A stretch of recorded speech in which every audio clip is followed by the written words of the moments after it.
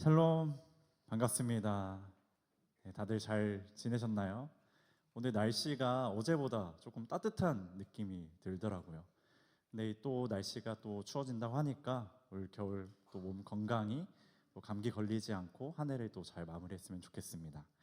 제가 어느덧 세움 청년부에서 사역한 지 1년 정도 되었습니다. 근데 돌아보니까 한 체감상 2, 3년은 있었던 것 같아요. 이 청년들은 어떤가요? 제가 좀 오래된 것 같나요? 네. 네. 체감상 한 2, 3년 되는 것 같은데 그만큼 제가 청년들과 우리 여러분과 함께하는 시간이 많았다는 거고, 저 또한 돌아보니까 그만큼 우리 청년들과 함께하는 시간이 너무 너무 기쁘고 즐거웠습니다. 그래서 제가 한 이제 1년 아직 되진 않았지만 체감상 이렇게 길게 느껴지는 것 같아요. 1년간 제가 사역하면서 많은 예배들을 드렸는데 그 예배들 중에 기억 남는 예배가 있습니다. 제가 청년부에 왔을 때 드렸던 첫 예배, 너무나 감격이고 감동이었습니다. 예배를 드리는데 이 자리에서 예배 드리는 것이 너무나 감사하고, 하나님의 사랑하심과 위로하심과 하나님의 인정이, 그러한 것들이 제 마음에 막 너무나 감격으로 몰려와서 너무나 감동이었습니다. 그리고 이렇게 예배하는 우리 주의 청년들을 보니까 너무나 감사하고 제가 또 뜨거워지는 그런 경험을 했습니다. 또 기억 남는 예배가 있었는데, 시니어와 함께 드린 예배도 참 기억에 남아요. 돌아보니까 그때 아마 성규 형제가 인도했을 텐데, 기억에 나는 건 성규 형제가 시니어 분들을 일으켜 세워가지고 좀 아찔한 그 순간이 있었는데, 네, 그것 때문에 기억 남는 건 아니고 세대가 어우러져서 함께 예배했던 것이 너무나 감격이었고 기쁨이었습니다. 그리고 이제 한 3달, 4달 정도 됐는데 수련회에서 드렸던 예배도 너무나 감동과 감격이 있었어요. 하나님만 오롯이 집중하는 시간이었고, 찬양, 말씀, 기도회, 축복, 셀브까지 모든 것이 저에게는 은혜였고 감사였습니다. 그리고 우리 청년들과 함께 정말 뛰면서 몸을 막 부대끼면서 같이 찬양했던 그 감격도 저에게 너무나 컸습니다. 그리고 개인적으로 하나님께서 저에게 주시는 말씀이 있었기 때문에 그날 그때가 너무나 기억이 나고, 내년이 되어도 이 수련회 때는 계속 제 인생에서 생각이 날 것 같아요. 그리고 오늘 찬양도 참 저에게 감격이었는데, 찬양 콘티를 쭉 돌아보면 우리가 처음에 하늘 소망을 고백했습니다. 우리는 이 땅에 살아가는 자들이 아니라 예배자로서 하나님의 나라를 소망하고, 그 나라가 이루어질 때까지 예배하며 예배자로서의 살아가는 삶을 우리가 고백하며 나아갔고, 그것이 어떻게 드러났냐? 우리가 주를 더 사랑하고 우리 옆에 있는 형제들을 더 사랑함으로 그 삶의 예배가 드러나는 것이고, 또 빛의 사자들이여 그 복음을 가지고 빛을 비추는 또한 삶의 예배를 드리고, 마지막에 우리가 정말 진정한 예배를 주 앞에 이렇게 모여서 드려야 된다는 것, 우리가 이렇게 예배를 드리면서 하나님의 체험을 받고 또 세상으로 나아가 사랑하고 빛을 비추며 살아간다는 것을 이제 찬양으로 우리가 고백했는데, 이것이 저에게 또 감동이고 너무나 기쁨이었습니다. 우리 청년들에겐 어떤 예배가 기억이 납니까? 1년 동안 수많은 예배들을 드려왔는데 어떤 기억이 제일 기억에 남습니까? 그 수많은 예배 가운데 예배의 감격과 감동이 있었습니까? 떠오르지 않는다면 우리가 예배를 방관자처럼 드리진 않았는지를 살펴보길 원합니다. 형식적인 것으로 드린 것이, 형식적으로 들었고 해야 하니까, 그냥 나와야 하니까 그렇게 방관자처럼 예배를 드렸다면 우리 스스로를 한번 살펴보아야 합니다. 우리에게 이러한 예배의 감격, 감동, 기억이 나지 않는다는 것은 단순히 어떤 감정을 느끼지 못한다는 뜻이 아니라 예배의 진정성을 잃어버리고 있다는 신호입니다. 그래서 유다는 오늘 우리에게 묻습니다. 너희는 예배자로서의 자리와 마음을 잘 지키고 있는가? 이제 함께 말씀을 통해 이 예배의 감격이 어디에서 나오는지, 그리고 예배의 진정성이 무엇인지를 함께 살펴보기를 원합니다. 우리 먼저 유다서 1장 1절을 다시 한번 함께 읽어보겠습니다. 시작. 예수 그리스도의 종이요.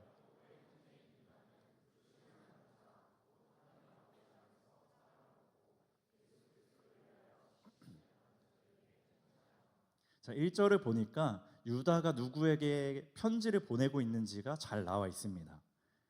자, 누구냐면 첫째는 부르심을 받은 자, 그리고 두 번째 설명하는 것은 하나님 아버지 안에서 사랑을 얻은 자, 세 번째는 예수 그리스도를 위하여 지키심을 받은 자라고 이제 설명을 합니다. 이 편지의 수신자인 거죠. 그런데 여기에서 살짝 번역에 아쉬운 부분이 있는데 예수 그리스도를 위하여 지키심을 받은 자가 살짝 아쉬운 번역이에요.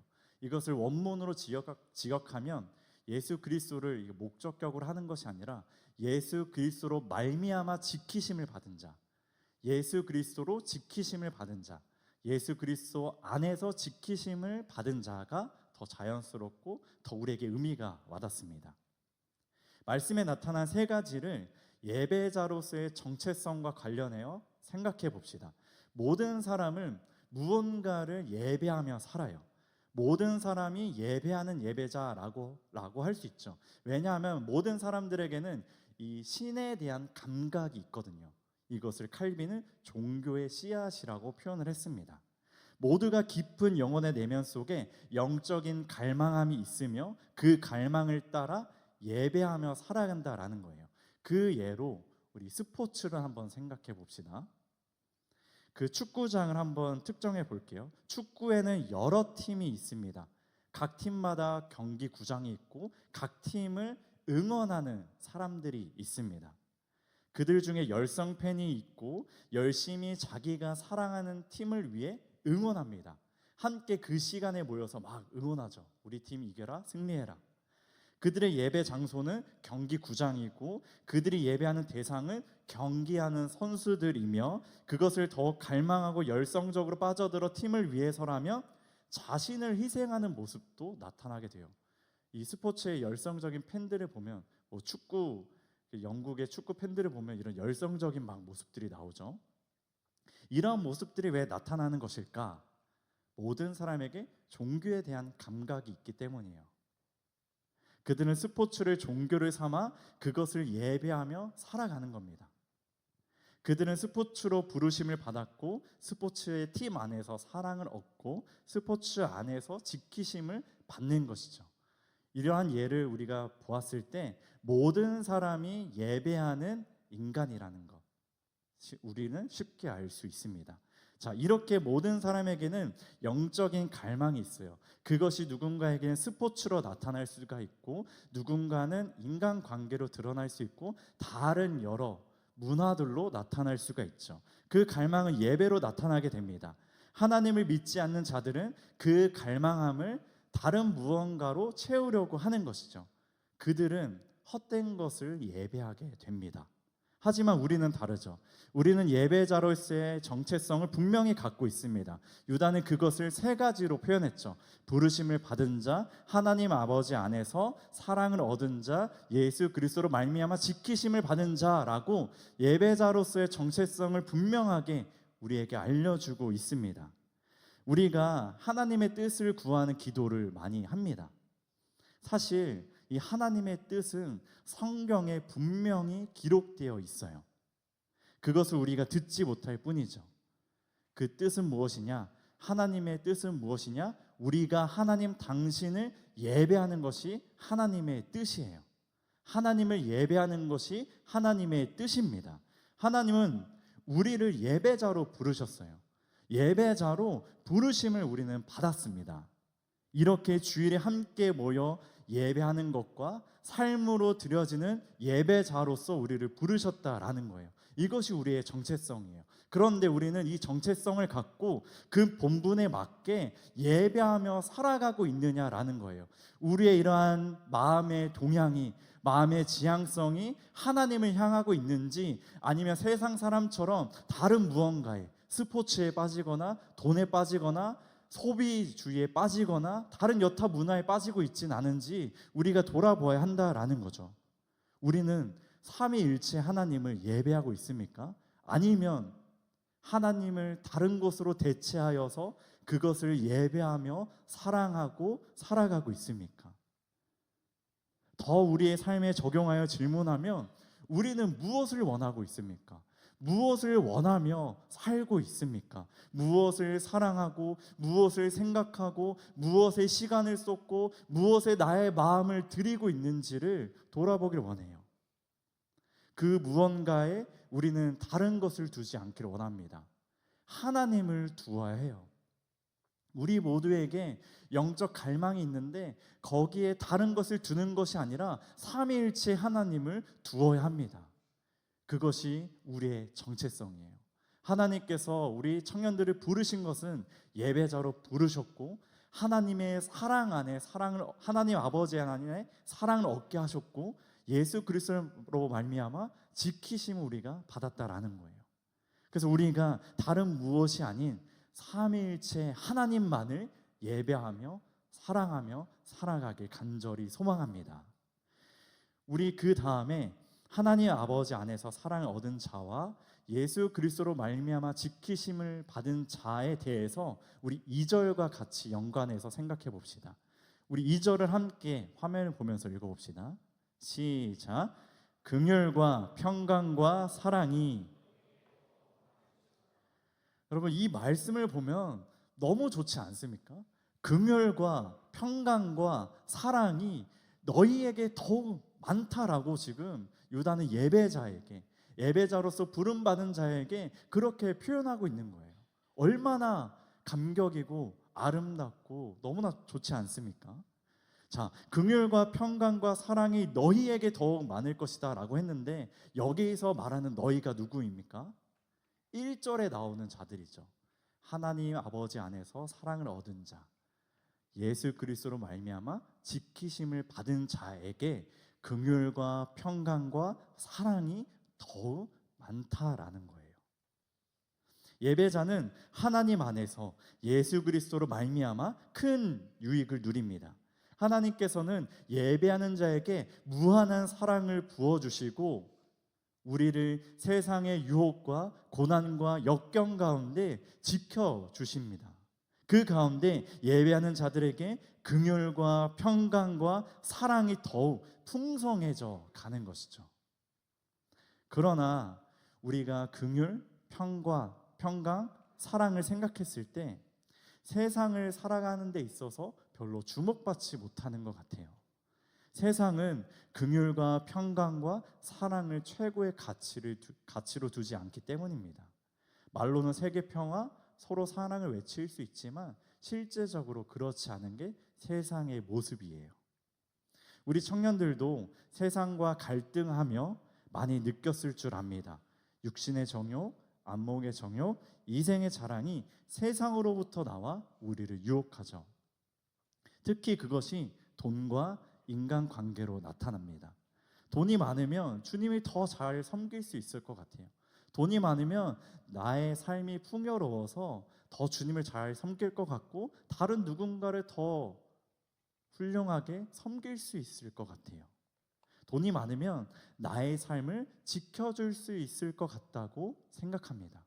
솔직한 심정으로 나에게 물어보십시오. 그렇지 않습니까?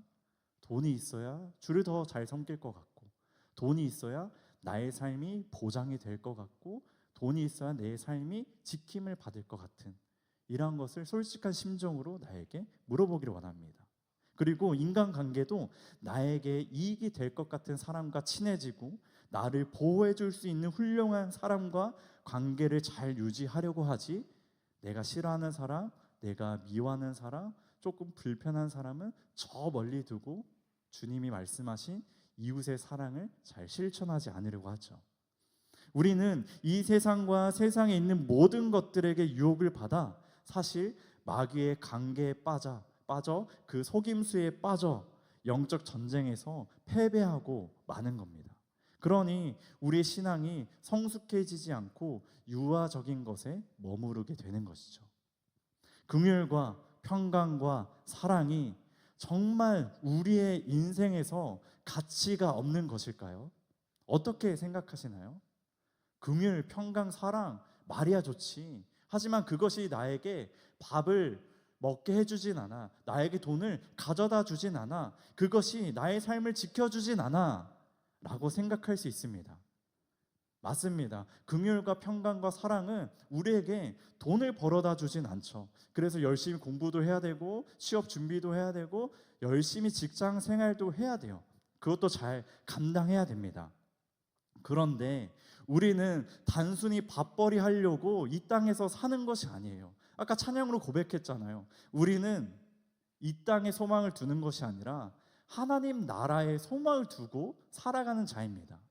그런 단순히 사라지고 썩어질 것들이 아니라 영원한 것을 쫓고 영원한 것을 따르며 영원한 것을 품고 살아가는 존재라는 거예요. 거기서 중요한 게 무엇입니까? 구원과 구원의 삶이죠. 다른 것이 아니라 정말 영원한 것을 쫓고 영원한 것을 따르는 삶의 중요한 것은 우리들의 구원과 우리의 구원의 삶에 있다라는 거예요. 우리는 이 땅의 너머에 있는 것을 바라봅니다. 세상은 고개 숙여서 이 땅만 바라보겠지만 우리는 고개를 들어 하나님의 나라를 바라본다라는 거예요. 그러나 우리가 하나님의 나라를 바라보면 바라볼수록 내 자신의 추악한 모습이 보여요. 하나님의 나라는 정말 영원하고 너무나 아름답고 충만한데 내 삶을 왜 그럴까? 내 안에 너무나 죄악들이 많다. 내 안에 있는 정욕들, 음란함들, 시기, 질투 이런 모든 것들이 내 안에서 깨달아지게 되고 더 이상 스스로의 힘으로는 주님 앞에 나아갈 수 없는 것을 깨닫게 되는 것이죠. 내 안에 있는 죄악을 내 스스로 해결할 수 없음을 깨달아 좌절과 낭망을 겪습니다. 말할 수 없는 비참함이 우리에게 있는 거죠. 더 이상 어떤 것도 시도해 볼 수 없는 나를 만나게 됩니다. 내 스스로의 힘으로는 결코 하나님을 배울 수 없다는 것을 깨닫게 되죠. 돈 우리에게 필요하죠. 인간관계 우리에게 필요합니다. 그런데 그러한 것들은 사라질 것들이에요. 그것들이 우리에게 생명을 줄 수 없고 우리의 죄의 문제를 해결할 수 없고 악한 권세로부터 우리를 지켜주지 못하고 보호해주지 못합니다. 진정 우리가 생명의 충만함을 얻고 삶의 안전함과 세상으로부터 승리함을 얻을 수 있는 길은 하나님을 배우는 것이죠. 우리가 하나님을 배우며 누리는 것이 긍휼과 평강과 사랑입니다. 하나님께서 긍휼을 베풀어 주셨기 때문에 하나님을 만날 수 없던 내가 하나님을 만날 수 있게 되는 것이고 그 만남 가운데 이루 말할 수 없는 세상에 줄 수 없는 평강, 그 완전한 샬롬이 우리 가운데 있고 그 완전한 샬롬이 악한 세력으로부터 죄악된 공격으로부터 우리를 지켜주는 것이죠. 그리고 우리는 그 사랑 가운데 늘 주님을 바라보게 되고 더 풍성해지고 가득해지고 우리가 서로 사랑하게 되는 겁니다. 이렇게 우리는 하나님 안에서 사랑을 얻었고 예수 그리스도로 말미암아 지키심을 받았습니다. 그 가운데 우리는 긍휼과 평강과 사랑을 더 풍성하게 누리게 됩니다. 그리하여 그 긍휼과 평강과 사랑이 우리 청년들에게 더욱더 많아지길, 풍성해지길, 다른 그 무엇이 아니라 영원한 그 가치가 더 풍성해지길 주님의 이름으로 축복합니다. 우리 3절과 4절을 이어서 우리 함께 읽어봅시다. 우리 화면을 보면서 3절과 4절 읽어볼게요. 시작. 사랑하는 자들아,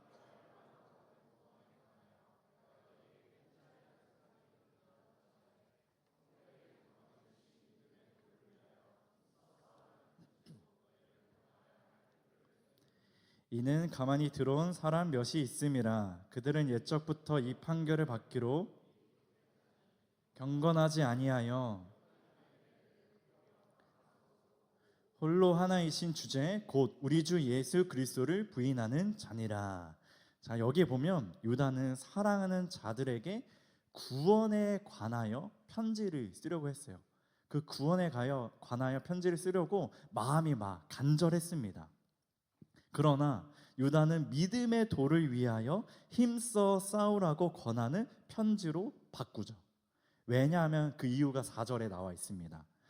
가만히 들어온 몇 사람들 때문에 구원에 관하여가 아닌 믿음의 도를 위하여 힘써 싸우라는 내용으로 바꿔서 편지를 쓴 것이죠. 그들이 누구이길래, 이 가만히 들어온 몇 사람이 누구이길래 유다가 편지의 주제를 바꿀 만큼 긴급했을까요?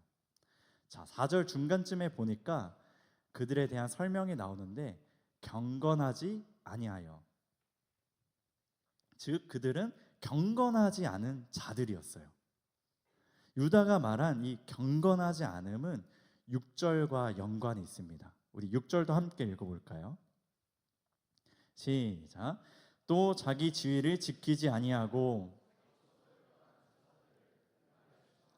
영원한 결박으로 흑암에 가두셨으며. 자, 유다는 지금 자기 지위를 지키지 아니하고 자기 처소를 떠난 천사들을 말하고 있습니다. 자, 천사들은 어느 위치에 있냐?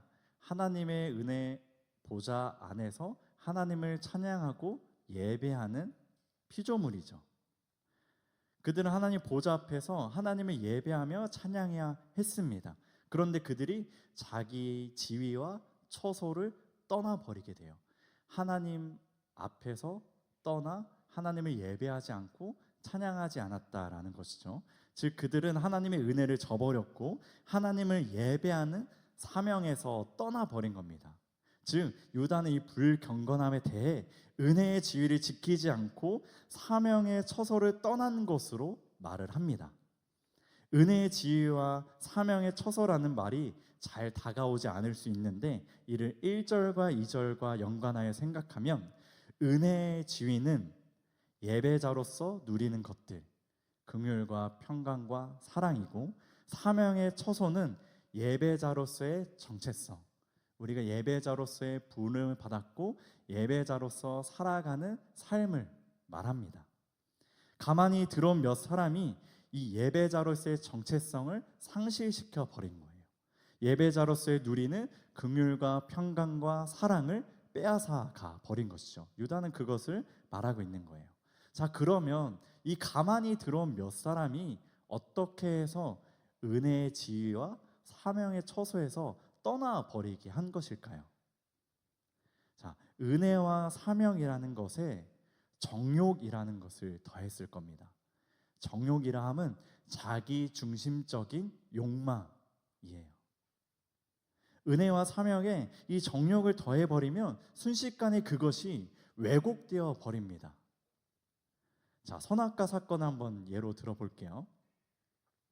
아담과 하와는 에덴 동산 안에서 은혜를 누리고 있었으며 그곳에서 하나님을 예배하며 하나님의 말씀을 따라 통치하는 사명의 삶을 살고 있었습니다. 그런데 뱀이 등장하죠. 그리고 뱀이 그들을 유혹합니다.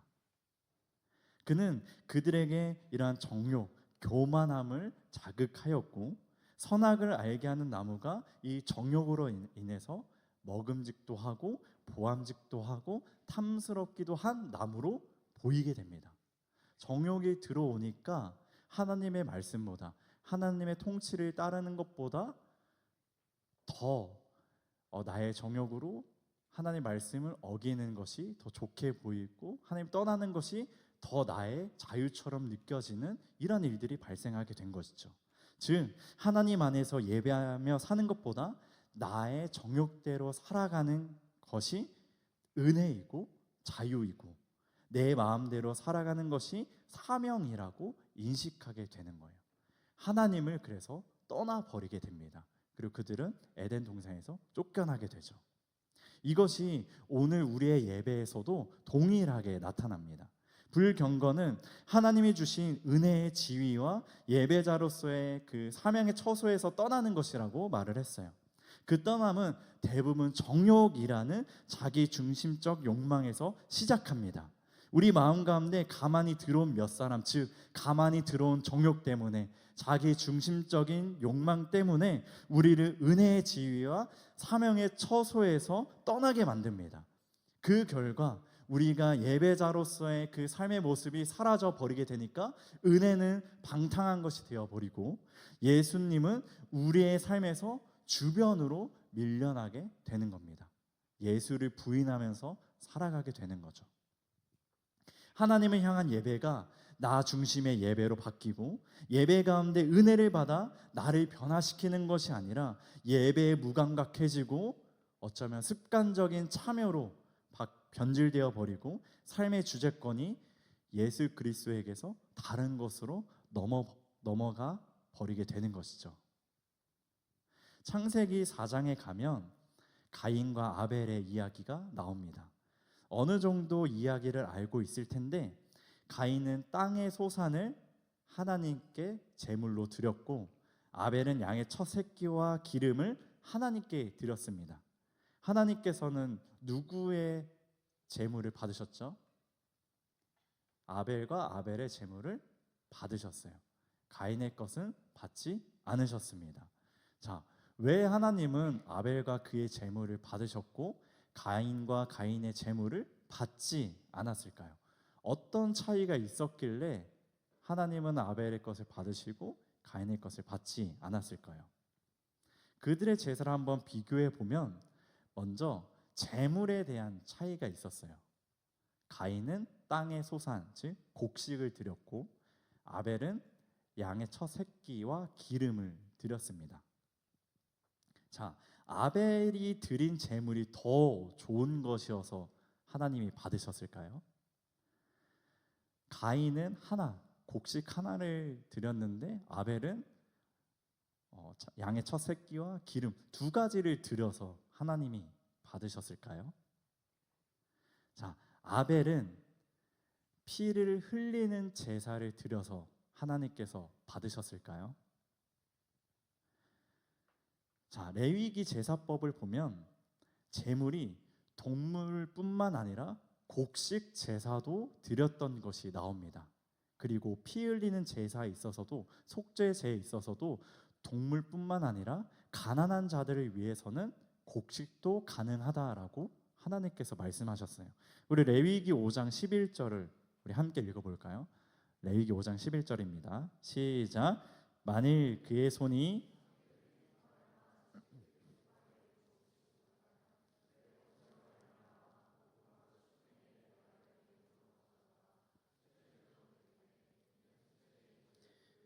기름을 붓지 말며 유황을 놓지 말고. 자, 이것을 미루어 봤을 때 아벨이 드린 제물과 가인이 드린 제물의 차이가 있었기 때문에 하나님이 아벨의 것 받았고 가인의 것을 받지 않았을까요? 이 말씀을 보면 이 제물의 차이에 있는 것은 아닌 것 같아요. 자, 히브리서 11장 4절을 읽어볼까요? 시작. 믿음으로 아벨은 의로운 자라 하시는 증거를 얻었으니 하나님이 그 예물에 대하여 증언하심이라. 그가 죽었으나 그 믿음으로써 지금도 말하느니라. 아멘. 자, 히브리서 기자는 가인과 아벨이 드린 제사에 대한 차이를 설명해 줍니다. 가인과 아벨의 제사의 차이는 무엇이었죠? 히브리서 11장 4절 딱 나오는 단어 믿음이요. 믿음의 차이가 있었어요. 그들이 드렸던 제물의 차이가 아니라 그들의 마음에 있었던 믿음의 차이가 있었습니다. 아벨은 믿음으로 가인보다 더 나은 제사를 드렸어요. 아벨의 믿음은 그가 드린 제물에서 드러납니다. 양의 첫 새끼. 그 믿음이 있었기 때문에 하나님께 가장 좋은 것을 드리려고 하는 내가 하나님을 향한 이 예배와 그 갈망함이 있는데 어떻게 하나님께 예배를 드릴 수 있을까? 가장 좋은 것을 드려야겠다라는 것이 그의 제물에 묻어나 있는 거죠. 다시 말해 동물과 곡식이라는 제물의 종류에서 차이가 난 것이 아니라 제물에 담긴 정성, 즉 하나님께 어떠한 마음으로 드렸는가에 차이가 났다라는 거죠. 아벨은 정성을 다하여 믿음으로 하나님을 예배한 것이고 하나님은 그 아벨의 마음을 받아준 것입니다. 우리가 찬양으로도 고백했죠. 마음의 예배, 진정한 예배, 어떤 찬양의 열기, 이런 형식적이고 외식적인 것이 아니라 정말 내가 정성을 다해 마음으로 드리는 예배, 그것이 아벨이 그렇게 드렸다라는 거예요.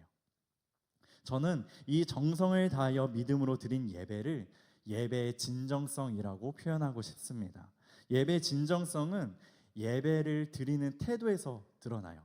아벨이 이러한 믿음으로 자신의 제물을 정성스럽게 준비한 것처럼 우리에게 이 예배 진정성이 있다면 그것이 예배를 드리는 태도에서 나타나게 됩니다.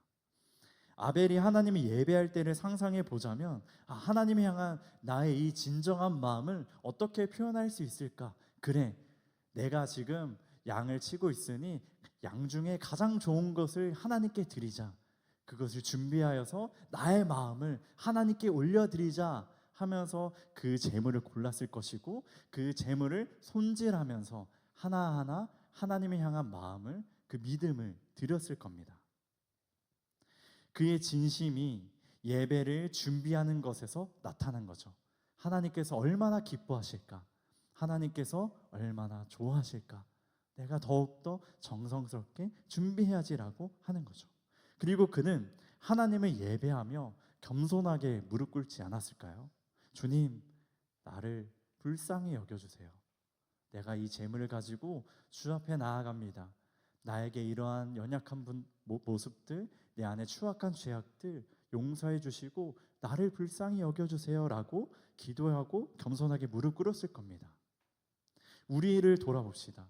우리에게 예배의 진정성이 있습니까? 예배를 잘 준비하고 있습니까? 예배를 준비하는 것은 사역팀만의 일이 아니에요. 우리 모두가 준비해야 됩니다. 그런데 왜 예배를 잘 준비하지 않습니까? 예배에 대한 진정성이 없는 것은 아닙니까? 가인에게 믿음이 없어서 믿음이 빠진 진정성 없는 예배였습니다. 그랬더니 그 마음 가운데 뭐가 들어온 줄 알아요? 정욕이 들어왔고, 그것이 증오심으로 변하였고 자신의 동생을 죽이는 일을 저지르게 되었습니다. 진정성 없는 예배가 무서운 것은 나로 그것이 끝나면 되는데 내 옆에 있는 형제 자매도 죽일 수 있다는 거예요.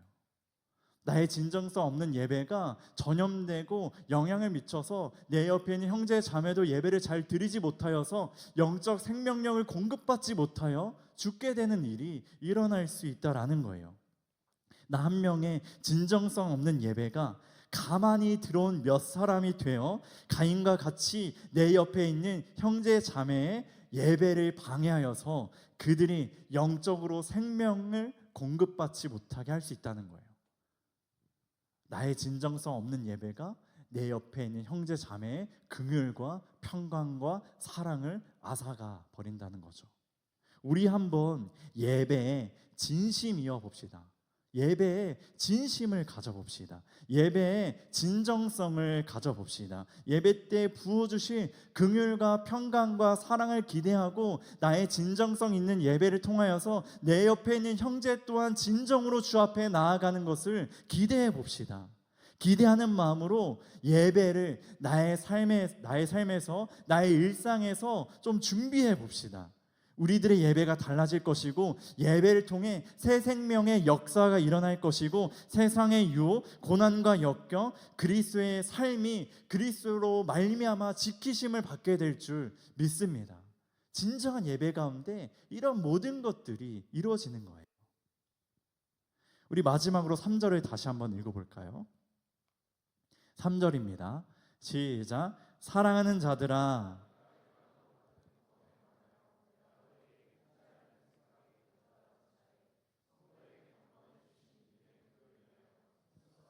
편지로 너희를 권하여야 할 필요를 느꼈노니 성도에게 단번에 주신 믿음의 도를 위하여 힘써 싸우라. 자, 가인과 아벨의 믿음의 차이가 있었다고 말했고, 그 믿음은 예배의 진정성으로 드러난다라고 했습니다. 자, 유다가 믿음의 도를 위하여 힘써 싸우라고 말한 것도 같은 맥락에서 볼 수 있어요. 즉, 우리의 믿음은 예배에서 드러나게 되어 있으며 유다의 겉면을 예배의 진정성을 위해 힘써 싸우라는 요청으로 받아들일 수 있습니다. 자, 그렇다면 우리가 예배의 진정성을 위해 무엇과 힘써 싸워야 할까요? 자, 첫째입니다. 첫째, 내 안에 불경건함과 싸워야 합니다. 불경건함은 나에게 주신 하나님의 은혜와 나에게 맡겨진 사명의 자리에서 떠나는 것이라고 했죠. 그것은 예배자로서의 정체성을 상실시키고 예배의 자리에서 이탈하게 합니다. 은혜의 지위와 사명의 처소에서 이탈하게 하는 불경건함은 정욕, 즉 자기 중심적인 욕망으로 드러나고 나타나게 되는 거죠. 내 안의 정욕이 자기 중심적인 욕망을 부추기어 하나님을 향한 예배가 아닌 나의 만족과 유익을 위해 드리는 예배가 되어버리는 거죠. 우리는 자기 중심적인 욕망으로 인한 불경건함과 싸워야 합니다. 우리 내면에 정욕이 아니라, 우리의 내면에 자기 중심적인 욕망이 아니라 하나님을 향한 열망으로 가득 채워야 하는 것이죠. 그것이 힘써 싸우는 것입니다. 그러려면 우리는 좋은 것만 보고 좋은 것만 듣고 좋은 것만 느껴야 돼요. 그런 것들을 많이 내 삶에서 접해야죠. 여기서 좋은 것이라 함은 하나님을 생각하게 하는 것, 하나님을 바라보게 하는 것, 하나님을 기억하게 하는 것, 하나님을 찬양하게 하는 것이 좋은 것이라고 할 수 있습니다. 그러한 모든 것들을 나의 일상에, 나의 삶의 주변에 하나하나 만들어가는 거죠. 개인의 경건의 습관이 될 수도 있고, 우리의 일상에 하나님의 그러한 말씀의 의미를 부여하는 것일 수도 있고, 매 순간 어느 상황에서 정말 내가 하나님 앞에 나아가는 이런 장치들을 하나하나 우리의 삶에 밀접하게 두는 것이죠. 그러면 우리는 다시금 은혜의 질을 회복할 것이고, 예배자로서의 긍휼과 평강과 사랑을 누릴 수 있을 것이며, 주를 위해 예배하는 사명의 자리에 다시금 거하게 될 줄 믿습니다. 내 안에 불경건함, 자기 중심적인 욕망을 내려놓고 벗어버리고 하나님을 향한 중심된 예배, 그 마음의 예배를 드리길 소망합니다. 자, 두 번째는 내 삶에서 예수님과 멀어지게 하는 것들과 힘써 싸워야 합니다.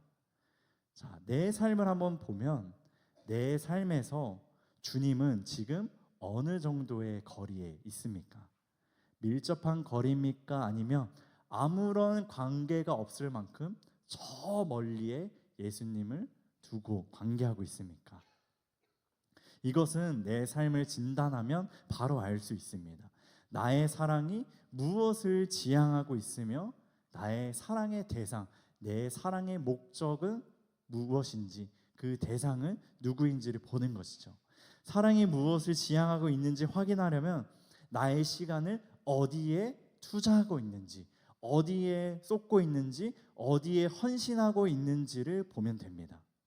무엇에 시간을 많이 쏟고 있습니까? 우리 청년들은 무엇에 지금 나의 삶을 드리고 헌신하며 살고 있습니까? 그것이 예수님과 나와의 사이를 멀어지게 하고 있진 않습니까? 이러한 것들을 잘 진단하여 겸손하게 주님, 나를 불쌍히 여겨 달라고, 주님, 나를 불쌍히 여겨 주시옵소서라는 겸손한 심정을 가지고 주 앞에 나아가는 우리 귀한 복된 청년들이 되길 소망합니다. 말씀을 정리하겠습니다. 우리는 예배자로서 부름을 받았어요. 우리는 하나님 아버지 안에서 사랑을 얻었고 예수 그리스도로 말미암아 지키심을 받은 자입니다. 우리는 예배자로서의 정체성이 분명해요. 이 땅을 바라보고 이 땅에 나의 삶을 두면서 살아가는 것이 아니라 하나님의 나라에 소망을 두며 우리는 이 땅 가운데 하나님 안에서 예배하며 살아가는 것이 우리의 정체성이고 우리의 사명이고, 그것이 은혜의 지위입니다. 세상이 줄 수 없는 긍휼과 평강과 사랑, 얼마나 좋습니까? 얼마나 아름답습니까? 예배자로서만 누릴 수 있는 거예요. 긍휼 세상이 줄 수 없습니다. 평강 세상이 줄 수 없어요. 평강, 사랑 세상이 줄 수 없습니다. 예배자로서만 누릴 수 있는 거예요. 이 자리에 누릴 수 있고 우리가 삶의 예배를 통해 이런 모든 것들을 누릴 수 있습니다. 다른 것에 최고의 가치를 두지 마세요. 다른 것들이 나에게 사랑을 얻어다 준다고 착각하지 마세요. 다른 무언가가 나를 지켜준다고 착각하지 마시길 바랍니다. 다른 것에 현혹되어 그것이 가만히 들어온 몇 사람이 되어 내 안에 정욕을 일으켜 나를 그 은혜의 지위와 사명의 처소에서 떠나지 않게 하길 원합니다. 은혜의 지위와 사명의 처소, 즉 내가 하나님 앞에 있어야 할 자리를 잘 지키십시오. 그것이 하나님과 함께 우리가 함께 드리는 예배이며 삶으로 드리는 예배입니다. 지금 이 자리에서 드리는 예배를 소홀히 여기지 마십시오. 아벨과 같이 정성과 믿음을 가지고 예배를 드리길 원합니다. 예배 진정성을 가지고 그것으로 하나님 앞에 나의 모든 열망과 사랑과 모든 것을 쏟아내길 원합니다. 불경건한 태도로 남에게 피해 주지 마십시오. 나의 영적인 이러한 무감각한 모습 때문에 내 옆에 있는 형제가 예배에 방해받지 않게 하길 원합니다. 나로 인해 가인처럼 내 옆에 있는 형제를 죽일 수 있다는 것을 꼭 명심하십시오. 예배의 진정성이 가득하여 우리들의 예배에 감격과 감동이 늘 넘쳐나기를 원합니다. 예배에 감격이 있어야 돼요. 예배에 감동함이 있어야 됩니다.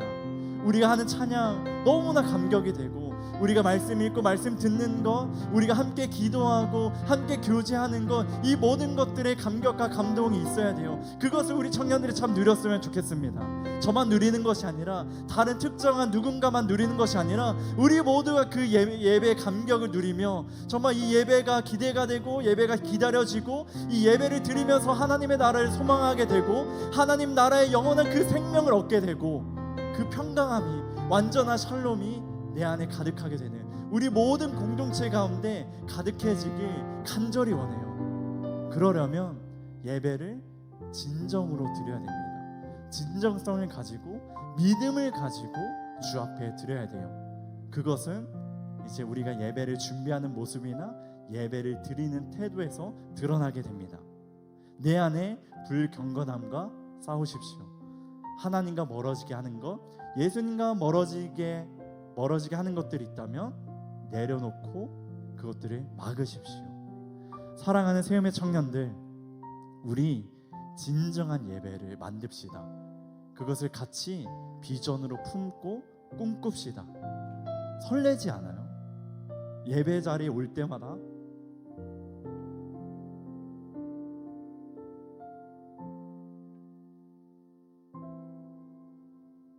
하나님을 만나고